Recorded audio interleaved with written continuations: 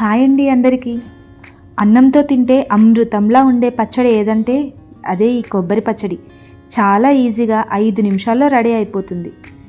ముందుగా స్టవ్ మీద ఒక కడాయి పెట్టి ఆయిల్ పోసి 1 మినిట్ బాగా కాగనివ్వండి.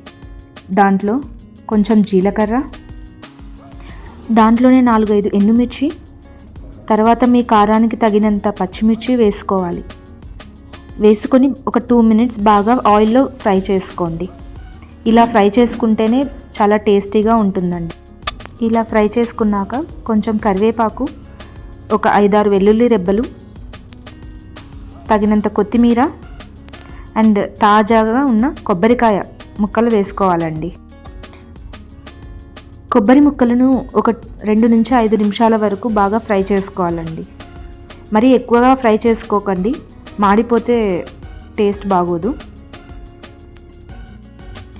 ఇప్పుడు దీంట్లోనే తగినంత చింతపండు అండ్ మనం తగినంత ఉప్పు వేసుకొని మిక్సీ జార్లో వేసుకొని గ్రైండ్ చేసుకోవాలండి. వాటర్ వేయకండి, వాటర్ వేస్తే మనకి రోటి పచ్చడిలాగా ఉండదు.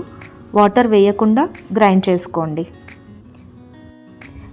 ఇప్పుడు ఇక ఫైనల్ టచ్, అదే తాలింపు అండి.